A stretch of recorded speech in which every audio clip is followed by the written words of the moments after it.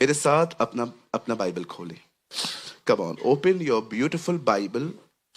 मेरे साथ खोलिए 2 किंग्स 9 अध्याय। मेरे साथ खोलिए दूसरा राजा और उसका 9वां अध्याय, चैप्टर 9। जिनके पास बाइबल है वही खोलेंगे, मोबाइल में बाइबल कोई ना खोलेगा।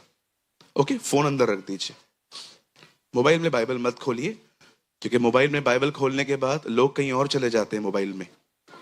Okay, please. 2 king chapter 9। और मैं चाहता हूं हमारे कोई भी प्रभु के आदरणीय दास अपनी गुजराती बाइबल के साथ आगे आए। कोई भी आ जाए, कोई भी आ जाए। पहले मैं हिंदी में पढ़ लूंगा, आप आ जाइए सर, वो आ रहे हैं, आ जाइए, आप आ जाइए। पहले मैं हिंदी में पढ़ लेता हूं। कम पासर, प्लीज कम। पहले मैं हिंदी में पढ़ लेता हूं, उसके बाद आप गुजराती में पढ़िए। 9 का 1 से लेकर 3 तक। तब एलीशा भविष्यवक्ता ने भविष्यवक्ताओं के चेलों में से एक को बुलाकर उससे कहा, कमर बांध और हाथ में तेल की एक कुप्पी लेकर गिलाद के रामोत को जा, और वहां पहुंचकर येहू को, जो यहोशापात का पुत्र और निमिशी का पोता है, ढूंढ लेना। तब भीतर जा, उसको खड़ा करके उसके भाइयों से अलग एक भीतरी कोठरी में ले जाना। तब तेल की यह कुप्पी लेकर तेल को उसके सिर पर यह कहकर डालना, प्रभु यूं कहता है कि मैं इज़राइल का राजा होने के लिए तेरा अभिषेक कर देता हूं। तब द्वार खोलकर भागना और देर न करना। બીજું રાજા 9મો અધ્યાય 1 થી 3 કલમ। એલીશા પ્રબોધકે પ્રબોધકોના પુત્રોમાંના એકને બોલાવીને તેને કહ્યું કે તારી કમર બાંધ ને તારા હાથમાં આ તેલની સીસી લઈને રામોથ ગિલિયાદ જા। ત્યાં જઈને નિમ્શીના દીકરા યહોશાફાટના દીકરા યેહૂને શોધી કાઢજે ને અંદર જઈને તેને તેના ભાઈઓમાંથી ઉઠાડીને અંદરની ઓરડીમાં તેને લઈ જજે। પછી તેલની સીસી લઈને તેના માથા પર રેડજે ને કહેજે કે યહોવા એમ કહે છે કે મેં તને ઇસ્રાએલ પર રાજા તરીકે અભિષિક્ત કર્યો છે। પછી બારણું ઉઘાડીને નાસી આવજે, વિલંબ કરીશ માં। आइए, मैं चाहता हूं आप सब सामने देखें। Look at me.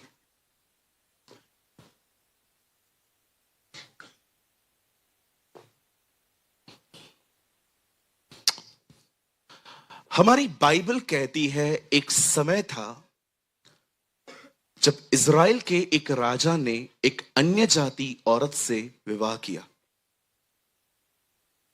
इस बहन का नाम था Jezebel. In English we call her Jezebel. इस औरत के ऊपर एक दुष्ट आत्मा थी जो उसे यूज कर रही थी। मैं क्यों कहता हूं ईजबल की आत्मा? बाइबल में जलन की आत्मा का नाम है, बाइबल के अंदर डिप्रेस करने वाली आत्मा का नाम है, पर बाइबल में कहां भी नहीं है ईजबल का आत्मा। मैं आपको क्यों कहता हूं वो एक आत्मा है, इट्स अ इविल स्पिरिट, क्योंकि उसके मरने के बाद भी बाइबल में उसका जिक्र है कि वो जीवित है, प्रकाशित वाक्य 2 अध्याय में। और मैं आपको बताना चाहता हूं इस आत्मा के 2 मुख्य काम थे। एक काम था किसी को डराना। आपने देखा उसने एलिया के पास लोग नहीं भेजे कि उसे मार दो, उसने एलिया के पास व्यक्ति भेजा कि उसको कहो कि मैं उसे मार दूंगी। उसका पहला काम है लोगों को डराना।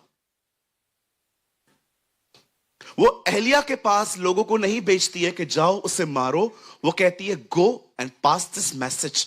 जाओ और उसको बताओ कि मैंने अपने देवता की कसम खाई है, मैं तुझे नहीं छोड़ूंगी। याद रखिए, उसका पहला काम है आपको मेंटली हैरेस करना, सताना, परेशान करना। जब कभी भी आप इस तरह के माइंडसेट में आओ कि आपको ऐसा लगे कि मुझे अब और नहीं जीना, आप याद रखना, ये स्पिरिट आपके आसपास है। ही सो रियल। मैं मजाक नहीं कर रहा हूं। मैं अपने जीवन में ऐसे घड़ी पे पहुंचा हूं जब मुझे ऐसा लगा था नहीं जीना चाहिए। मैं हैरान था जब एलिया बाल के नबियों को मारता है तो ये लेडी एक व्यक्ति को भेज के कहती है, जाओ और एलिया को कहो कि मैंने अपने देवता की शपथ खाई है कि मैं तुझे नहीं छोड़ूंगी। वो लोगों को ये नहीं कहती है कि जाओ उसे मार दो, वो कहती है नो, पास माय मैसेज। आज बहुत सारे लोग इस आत्मा के बारे में जानते ही नहीं है कि उसका पहला काम है आपको डराना और आपको मेंटली डिस्टर्ब रखना। आज आप देखिए बहुत सारे लोग इन दिनों में बाहर से खुश हैं लेकिन इनसाइड उनके कुछ लड़ाइयां चल रही हैं,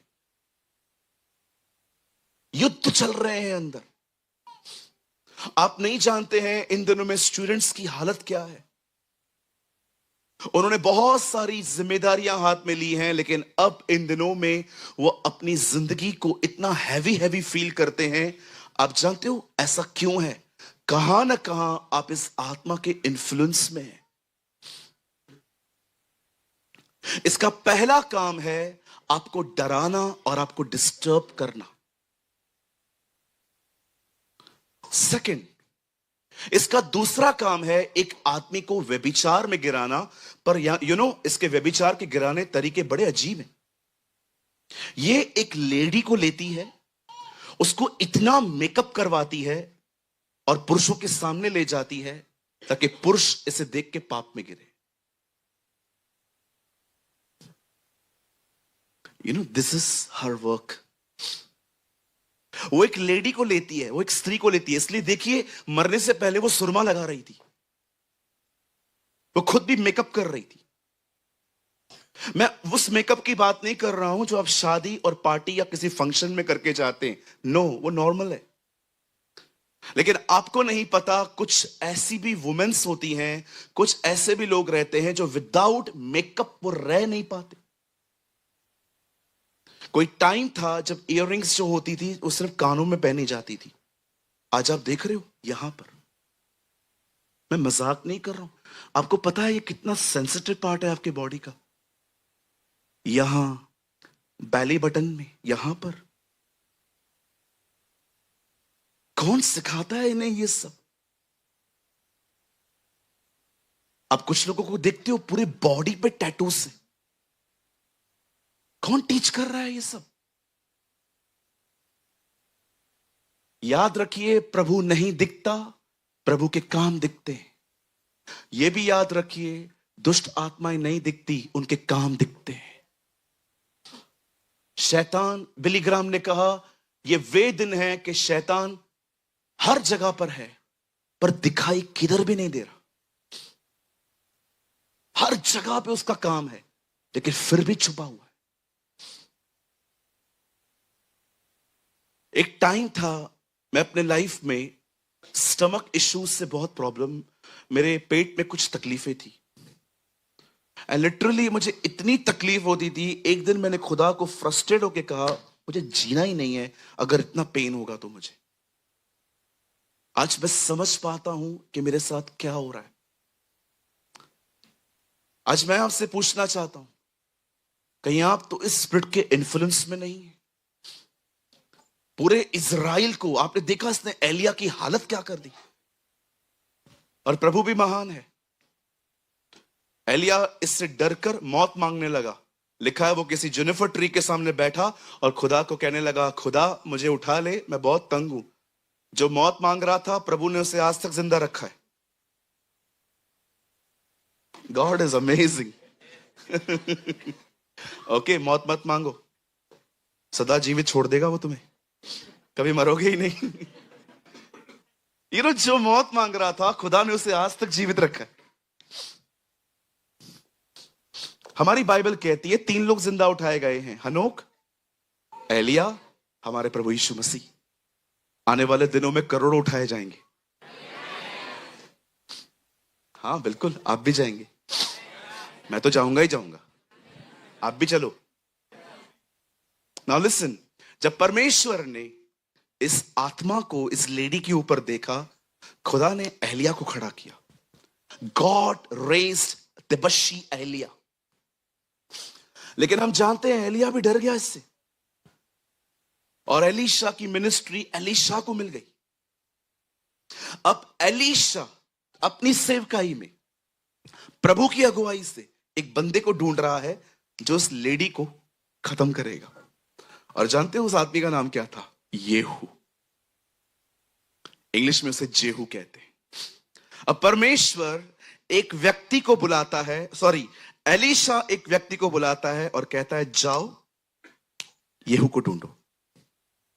अब मैं आपको एक खूबसूरत तरीका बताता हूं. देखो परमेश्वर एक आदमी को पवित्र आत्मा से कैसे भरता है ताकि वो शैतान के कामों को अपने जीवन में और चर्च के अंदर वाले जो लोग हैं उनके जीवन में खत्म कर पाए. लिसन,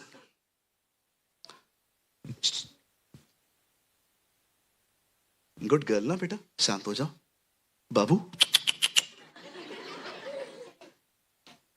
चुप कराओ. आइए सामने देखें. कोई बात नहीं, बच्चे हैं, करेंगे ना वो तो. See the beautiful work. अब परमेश्वर एलीशा को कहता है सीख जेहू, येहू को ढूंढो. और एलीशा एक व्यक्ति को बुलाता है, कहता है जाओ और येहू को ढूंढो. लेकिन जब वो मिल जाता है, जैसा मैं कहता हूं वैसा करना. सबसे पहले उसे वहां से उठाओ जहां वो बैठा है. वहां पर अभिषेक मत करना जहां वो बैठा है. सबसे पहले उसको वहां से उठाओ. उसे उठाकर एक कमरे में ले जाओ और वहां पर तेल डालो. अब मैं जब इसे पढ़ रहा था, खुदा कभी कभी अमेजिंग वर्क करता है. एक दिन परमेश्वर यिर्मयाह से बात कहता है, कुमार के घर पे जा, वहां मैं तुझसे बातें करूंगा. प्रभु आप ऑलरेडी कर रहे हो, इधर ही करो ना. नो, वहां जा. और जब वो वहां जाता है कुम्हार के घर पे, और एक कुम्हार मटका बना रहा था, वो उससे लेता है और इजरायलियों के सामने जाके उसे तोड़ देता है. इजरायली कहते हैं ये क्या कर दिया तूने, मटका क्यों तोड़ा? पश्चाताप करो, नहीं तो प्रभु तुम्हें ऐसे तोड़ेगा. Oh what a man of God. कभी कभी खुदा अमेजिंग वे में बात करता है. अब परमेश्वर उससे कहता है लिसन, जब वो बंदा मिल जाए ना, उसके ऊपर तेल वहीं मत उंडेलना, उसको पहले वहां से अलग कर. Now listen to me. मैं 3 चीजें आपको टीच करना चाहता हूं सिर्फ आने वाले 10-15-20 मिनट में. आइए सब सामने देखिए. अगर आप में से यहां कोई भी है जो पवित्र आत्मा से भर के जिंदगी जीना चाहता है. क्यों पवित्र आत्मा से भरना जरूरी है सूरज भाई? Yes, it's very important. मैं आपको बताता हूं क्यों पवित्र आत्मा से भरना जरूरी है. सुनिए, आपको कैसे पता चलता है कि इस भाई और बहन के अंदर जलन है? They are filled with jealousy. मैं आपको बताता हूं, जिस आदमी में जलन होती है ना, वो आदमी कभी भी किसी की बड़ाई नहीं सुन पाता. वो किसी की भी उन्नति में सेलिब्रेट नहीं कर पाता. हमेशा याद रखिए, जलन वाला व्यक्ति किसी को भी ऊंचा उठते देखकर खुश नहीं होता, कभी भी नहीं. आप उसके सामने कहो अरे यार ये क्या बढ़ रहा है ना, आप उसकी शक्ल देखो, मैं नहीं बढ़ रहा हूं क्या? देखो इतनी तकलीफ क्यों हो रही है? Because you are filled with jealousy. जलन वाला व्यक्ति कभी किसी को ऊंचा उठते देखकर बर्दाश्त नहीं कर पाता, उसे बड़ी तकलीफ होती है. और याद रखो, इन लोगों से डरने की भी जरूरत नहीं है. जब कोई आपकी कामयाबी को नहीं रोक पाता है ना, वो फिर आपका नाम खराब करना शुरू करते. नहीं मत जाओ इधर, ये तो गलत आदमी है, ये है वो है. एक्चुअली आप उसकी बुराई नहीं कर रहे हो, आप खुद को बता रहे हो आप कैसे हो. और जो भी लोग आपसे जलें, आज रात को यहां से मीटिंग के बाद रसगुल्ले, गुलाब जामुन और क्या क्या खाते हैं आप लोग, सब लेके जाओ और घर जाके पूरा प्लेट सजा के खाओ और खुदा से कहो शुक्र है कोई तो मुझे देख रहा है. क्योंकि जो आपसे जले, इसका मतलब उसने आपको बहुत ध्यान से देखा है. हालेलुया। जलन वाले व्यक्ति को ऐसे पहचाना जाता है। अब मैं आपको बताता हूं गुस्से वाले व्यक्ति को कैसे पहचाना जाता है। गुस्से वाला व्यक्ति है ना, व्हाट इज एंगर? गुस्सा होता क्या है? Anger means disrespectful behaviour. एक ऐसा बिहेवियर जिसमें किसी की इज्जत नहीं है। कैसे हम बात करते हैं ना कभी कभी गुस्से में, जा पानी लेकर आ, जा लेके आना, जाना। ऐसे कौन बात करता है यार? ये बात अलग है, चर्च के अंदर सब हम्बिल होते हैं। आप चर्च के अंदर देखो, बहुत लोग नम्र होते हैं। आप उनके ऊपर गरम गरम चाय भी गिरा दो, कुछ नहीं बोलेंगे आपको।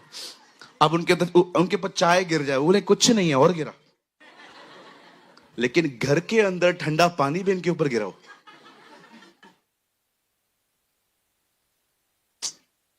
Very bad testimony. गुस्से वाला व्यक्ति किसी की इज्जत नहीं करता। मैं आप में से हर एक को कहना चाहता हूं, जिसने अपने गुस्से पर जय नहीं पाई है, उन सबका भविष्य बड़े खतरे में है। मैं मजाक नहीं कर रहा हूं, मैं नेगेटिव नहीं कह रहा हूं। किसी से नहीं, किसी के साथ नहीं रह पाओगे, अकेले हो जाओगे, कोई नहीं होगा। क्योंकि कौन रहना पसंद करेगा उस व्यक्ति के साथ जिस आदमी के नोज पे ऐसे एंगर चढ़ा हुआ है। आप जानते हैं एक व्यभिचार करने वाले व्यक्ति को कैसे पहचाना जाता है? मैं आपको दिखाता हूं। जिस आदमी के अंदर लस्ट होती है ना, व्यभिचार, उसकी आंखें कभी उसके कंट्रोल में नहीं होती। वो बैठा रहेगा, समझो वहां पर एक बहन बैठी है,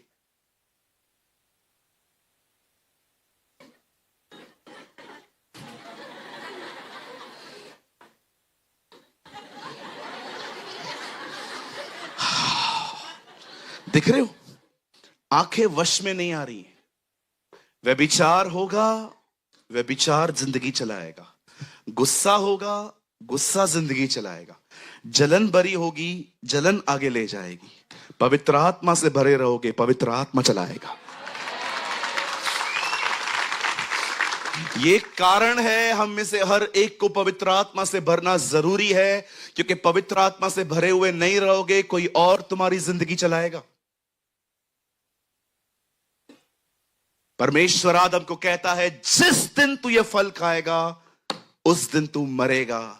और पौलुस रोमियो के 8 अध्याय में कहता है, अब जो शरीर के अनुसार चलेंगे वे मरेंगे। वाह, व्हाट अ मैन। पुराने नियम में परमेश्वर कहता है, हे आदम, जिस दिन तू फल खाएगा उस दिन तू मरेगा। और पौल रोमियो 8 अध्याय में कहता है, अब जो शरीर के अनुसार जिएंगे वे मरेंगे।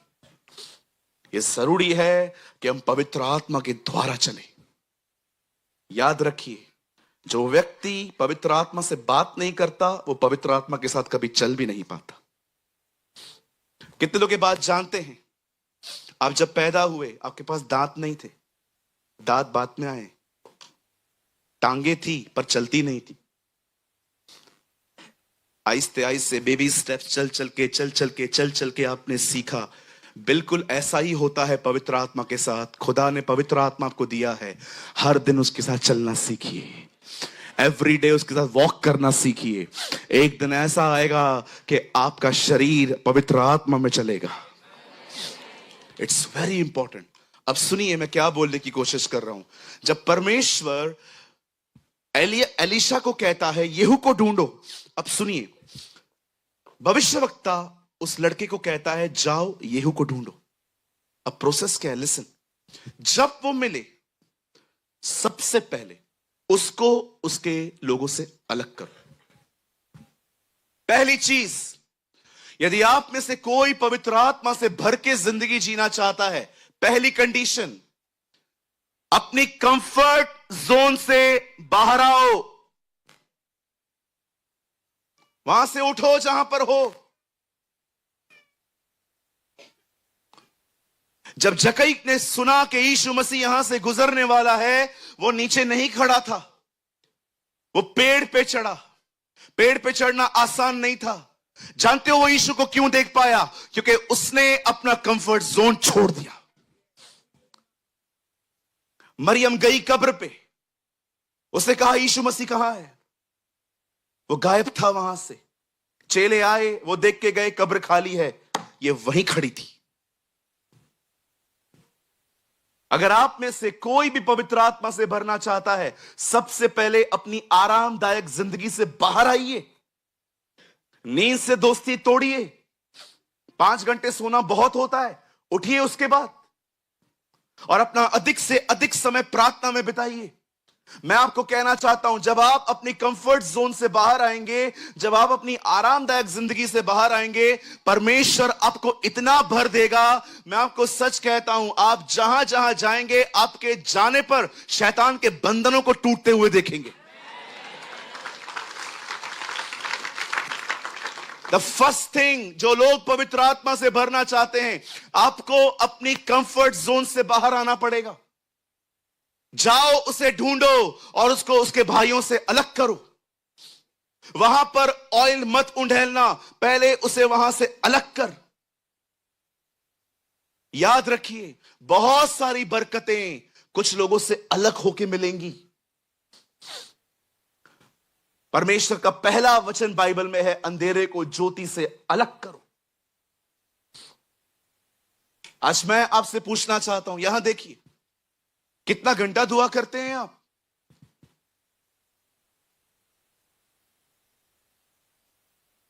बोलिए। इंस्टाग्राम पे तो आप दिन में कम से कम 50 बार जाते हैं। एक सब्सक्राइबर बढ़ेगा, सारा दिन खुश रहते हैं, एक आदमी ने मेरे को फॉलो किया। होल डे फेसबुक पे बैठे रहेंगे, व्हाट्सएप पे बैठे रहेंगे। खुदा के साथ कितना टाइम बिताते हैं? यू नो, समटाइम्स डिजायर और एक्शंस बहुत अलग होते हैं।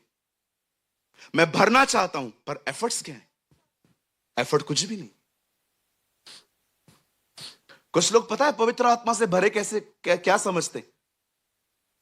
बस पास्टर नीचे आएगा, पास्टर जी हाथ रख दो, हाथ रख दो। कुछ लोगों ने तो इतने हाथ रखवाए हैं कि उनके यहां के बाल तक गुम हो चुके। हाथ रख दो, पांव रख दो, पूरे आ जाओ। अरे बोलो बाजू वाले को, सब कुछ हाथ रखने से नहीं मिलता। नहीं पास्टर जी, हाथ रखो, उपवास आप करो, भूखे आप मरो, बाइबल आप पढ़ो, हम पे सिर्फ हाथ रख दो, हम पैसे भी दे देंगे आपको। 25 बोलो, 50 बोल दो, हाथ रख दो।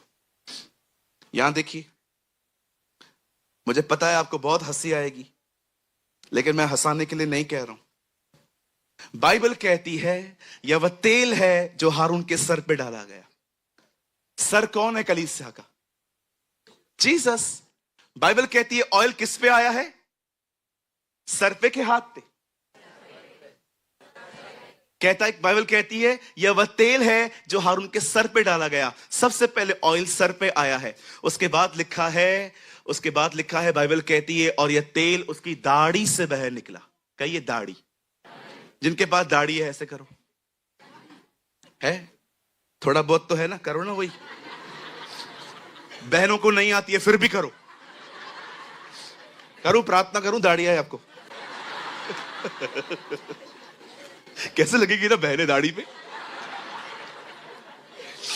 बाइबल कहती है यह वह तेल है जो हारून के सर पे डाला गया और दाढ़ी पे बह निकला। लिसन, अभिषेक यीशु के पास है और उसके बाद ये अभिषेक दाढ़ी पर आएगा। दाढ़ी किन्हें होती है? जो लोग बड़े हैं। Anointing for the mature people. अभिषेक बच्चों का नहीं है। पास्टर जी बच्चे कौन होते हैं? बच्चे ये हैं जो आज भी मीटिंग के बाद सारा दिन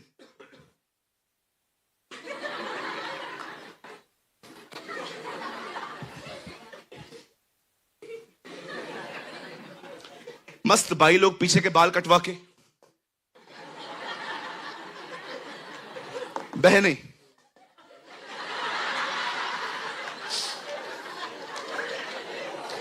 एक बहन ऐसे मुझे लगा इनको पोलियो है। ये बच्चे हैं, बच्चों के लिए अभिषेक नहीं है। अभिषेक मैच्योर लोगों के लिए है, जो लोग फोटोज में नहीं है, दुआओं में है, जो खुदा के पाक कलाम में है, जो उपवासों में है। अभिषेक उन लोगों के लिए है।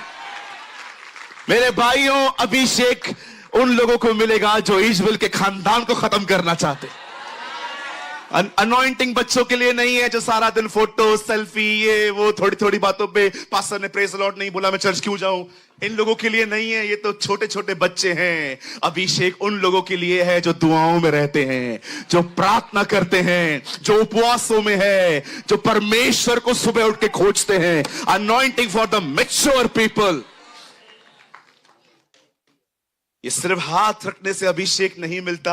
बाइबल कहती है अभिषेक सर पे आया है, उसके बाद दाढ़ी पे आएगा, उसके बाद लिखा है वो कोर वो वस्त्र पर बहेगा, उसके बाद कलीसिया में आएगा। डोंट बिलीव कि सिर्फ अनॉइंटिंग जो होती है, मैं बिलीव करता हूं हाथ रखवाने पर। मैं आज भी किसी प्रभु के दास को देखता हूं जो अभिषिक्त है, मैं सबसे हाथ नहीं रखवाता ऑनेस्टली। कुछ लोग तो मैंने ऐसे भी देखे, जब वो आते हैं ना हाथ रखते रखते मैं चला जाता हूं, मुझे नहीं चाहिए इसका हाथ। हाँ बिल्कुल, बंदा इधर हाथ रख रहा है, बाहर जाके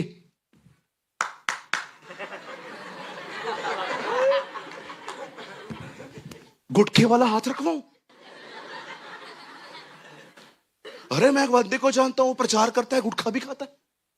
मैं आज सबके लिए ले हैंड प्रेयर करूंगा। मेरे साथ एक भाई था, मैंने कहा चल भाग भाग, ये गुटखे वाला गोवा वाला हाथ हमारे ऊपर आएगा। ऐसे हाथ रखवाऊं।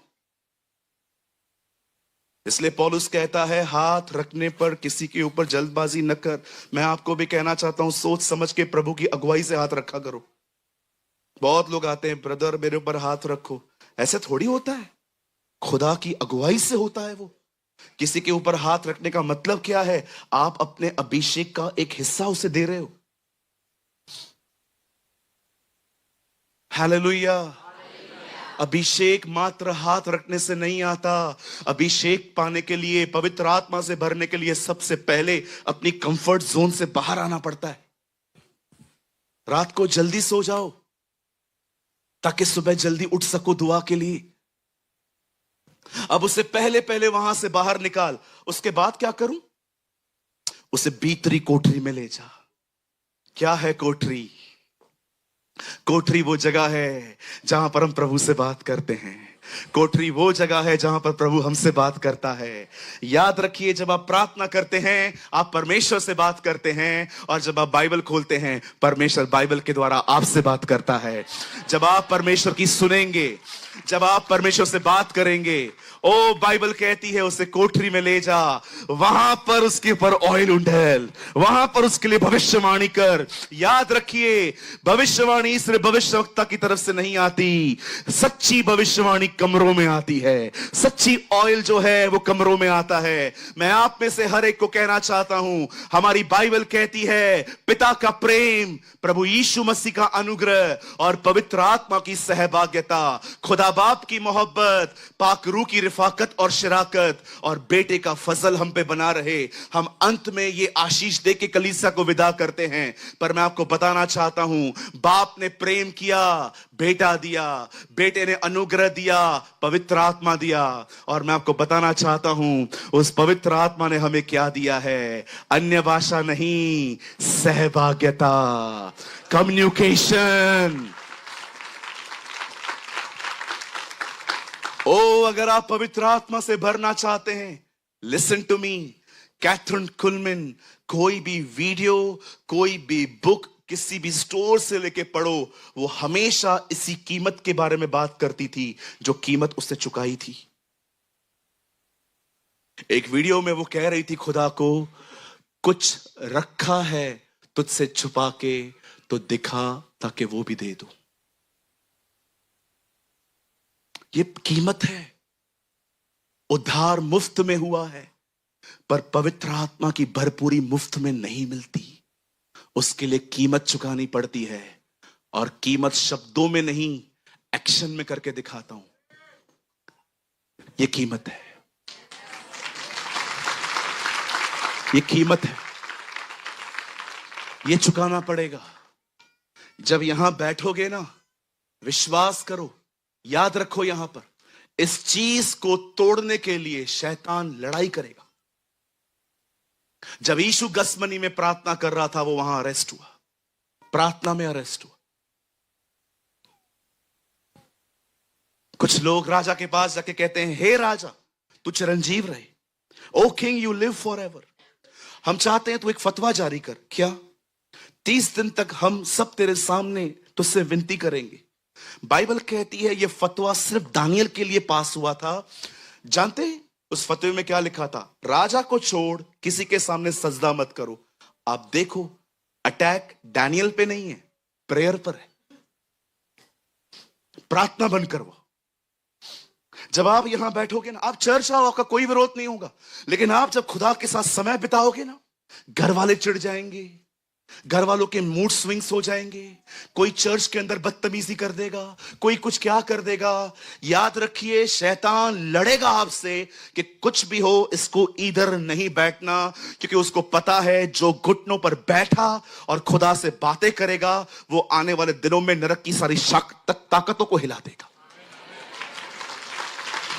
आज मुझे एक बात बताइए, क्यों हम में से बहुतों की जिंदगी में क्रूस उठाना भारी है? आज यंगस्टर्स को बोल के देखो कि अपना फोन कम यूज करके बाइबल पढ़ो ज्यादा। आप देखो, उनकी मुंह देखो, उनकी शक्लें देखो, उतर जाती हैं। क्यों नहीं कर पाते हम? आज बहुत सारी बहनों को आप बोल के देखो, शांत रहिए, उनके मुंह उतर जाते।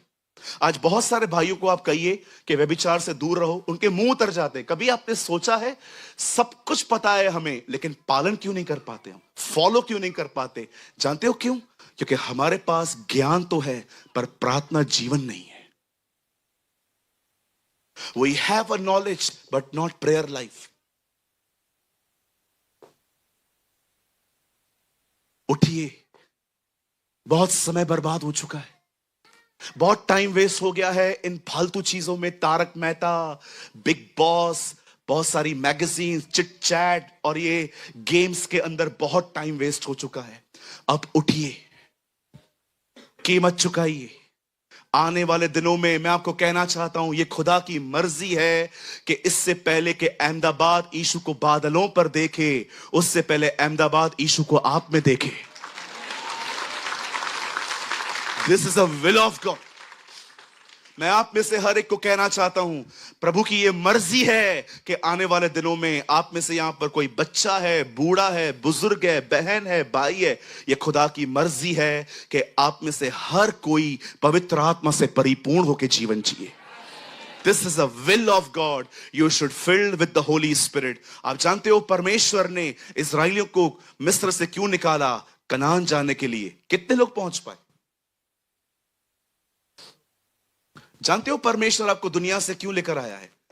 चर्च, सिर्फ चर्च के लिए, चर्च में लाने के लिए नहीं, वो आपको मसीह में देखना चाहता है, क्योंकि सारी आशीषें मसीह में है। अब जो मसीह में है उन पर दंड की आज्ञा नहीं है। अब जो मसीह में है उनके लिए सारी बातें हां और आमीन में पूरी होती हैं। अब जो मसीह में है वे नई सृष्टि है। बहुत सारी बरकतें चर्च में नहीं है, प्रभु की उपस्थिति में है। जो परम प्रधान के छाए हुए स्थान में बैठा रहे, वो सर्वशक्तिमान की छाया में ठिकाना पाएगा। मैं प्रभु के विषय में कहूंगा, वो मेरा दृढ़ गढ़ है, वो मेरी चट्टान है। मेरे दाएं और 10,000 गिरेंगे, मेरे बाएं और 1,000 गिरेंगे, परंतु मौत मुझे छू नहीं पाएगी। ये सारे वचन बाद में आते हैं। पहला वचन आता है, जो परम प्रधान के छाए हुए स्थान में बैठा रहे। He who dwells in the secret place of the Most High shall abide in the shadow of the Almighty. Bible कहती है ये सुरक्षा कि तुम्हें ये नहीं आएगा, तुम्हें वो नहीं आएगा, तुम्हें कोई टच नहीं कर पाएगा, तुम मर नहीं पाओगे। ये सारी सुरक्षा मात्र विश्वास करने वालों के लिए नहीं, उसकी उपस्थिति में जीने वालों के लिए है। He who dwells, not visit. जो आए जाए उसके लिए नहीं, जो बैठा रहे।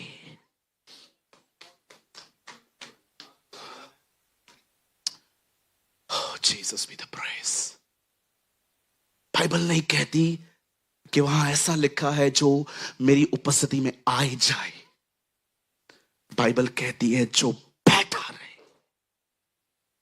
उसकी स्वर्ग सुरक्षा करेगा।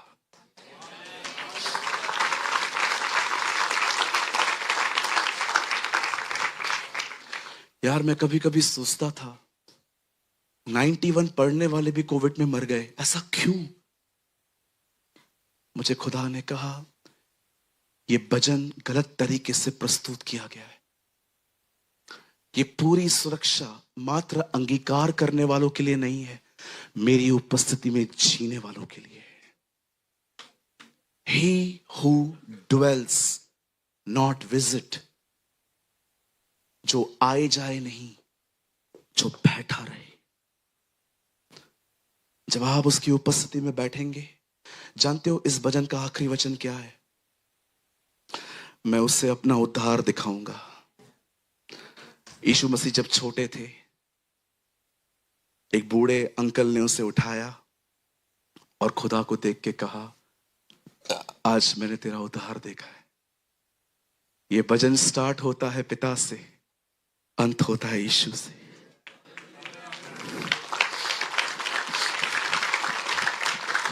If you live in the presence of God, अगर आप प्रभु की उपस्थिति में जिएंगे ना, एक दिन आप यीशु को देखेंगे। One day you will see the beautiful Jesus. वो यीशु जिसने मुझे पाने के लिए अपनी जिंदगी दी। बंद करने से पहले एक सवाल पूछ के मैं बंद करता हूं। मुझे जवाब नहीं चाहिए इसका, कोई भी जवाब मत देना, सोचते हुए जाओ इधर से। आज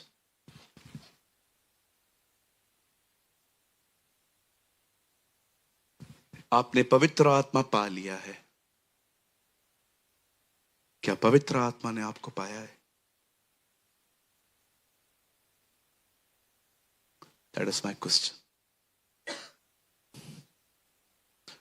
आप सबने पवित्र आत्मा पाया है, क्या पवित्र आत्मा ने आपको पाया है?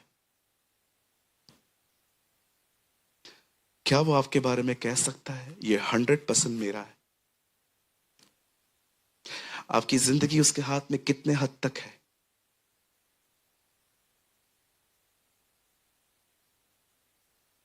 आपने उसे पा लिया है, क्या उसने आपको पाया है?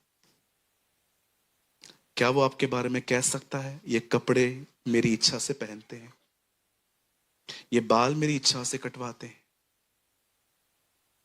ये अपने परिवार के अंदर मेरी मर्जी से चलते हैं, ये कलीसिया के अंदर मेरे हिसाब से चलते हैं? जब तुम प्रार्थना करो तो कहो उसका राज्य आए। क्या है उसका राज्य? राज्य का मतलब होता है आपके जीवन में वो राज्य करे, उसकी आपकी जिंदगी में चले।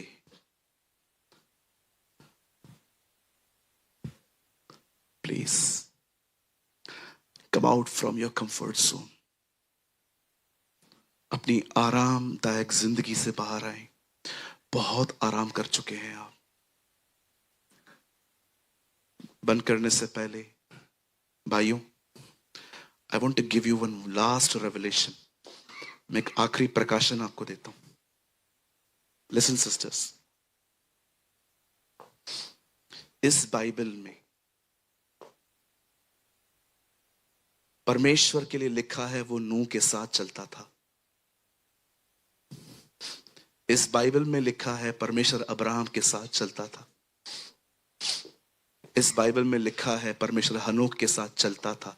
आप जानते हो वहां पर यह नहीं लिखा है कि उनके साथ दौड़ता था, लिखा है चलता था।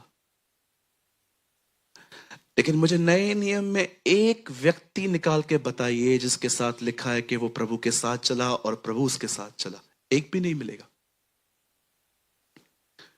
क्योंकि नया नियम चलने के बारे में बात नहीं करता। पौलुस कहता है मैंने अपनी दौड़ पूरी की है।